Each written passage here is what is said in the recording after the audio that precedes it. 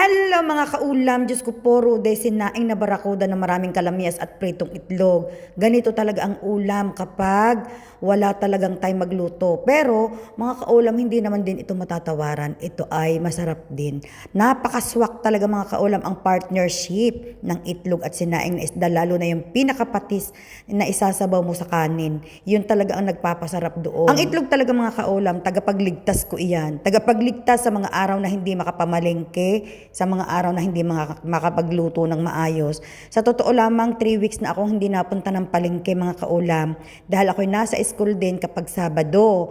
Dahil itong mga nakaraang, basta kulang-kulang ng 1 buwan na napasok ako ng Saturday. Dahil kami ay naghahanda para sa aming observation inspection. At ngayong araw na ito ay last day na ng observation inspection. Kaya bukas kahit papaano ay makaka-relax na at makakapagluto na ng bonggang-bongga. At sa Sabado ay piho. Mamamalingki talaga ako ng bonggang-bongga at magluluto ng isang pangmalakasang ulam. Bigla kong na-miss mga kaulam yung, alam niyo yung, sa amin sa Batangas mga kaulam, meron kaming tinatawag na yung paggabi, tapos syempre tagdindagat kami. Paggabi, nangingilaw kami, alam ko yung nangingilaw. Meron kaming daladalang Aladin o yung Coleman.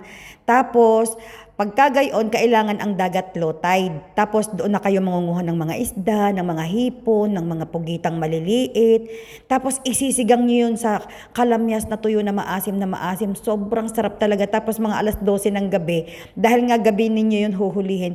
Mga alas 12 ng gabi nagkakainan kami ng mga, yung bahaw, tapos sasabawan ng maasim-asim na mga kupawrude. Maikwento ko lang sa inyo mga kaulam, ako'y nakain diyan, pero talagang sabi nga ng mga Amerikano, I'm so exhausted. Talagang sobrang exhausted talaga. Alam niyo yung pumasok ako ng 6 o'clock ng umaga, nasa school na ako para mag-prepare. Siyempre, mga kaulam, kailangan very good tayo sa mga mag-i-inspect at mag-o-observe. Inihanda ang mga gamit. Hindi mga kaulam yung hindi mga kaulam yung pagod ang iniinda ko dyan eh. Alam niyo yung nervyos. Alam niyo yung kaba na papasok sila sa kwarto, sa classroom ninyo, tapos uupuan nila habang nagtuturo kayo, pinapanood ka nila. Diyos ko, ang nag-observe sa akin, Briton.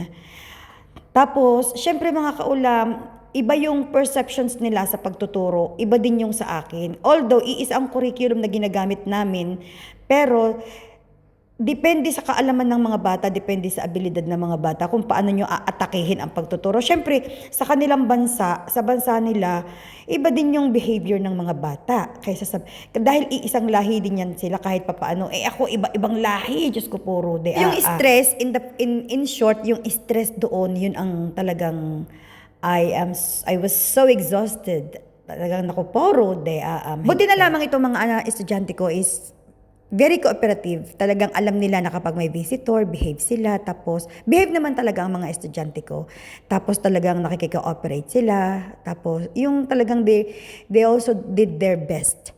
Talagang I owe them a lot yesterday kahit papaano. Kaya tomorrow, magse-celebrate kami sa classroom. Kahit na hindi ko alam kung ano ang comment nung nag-observe.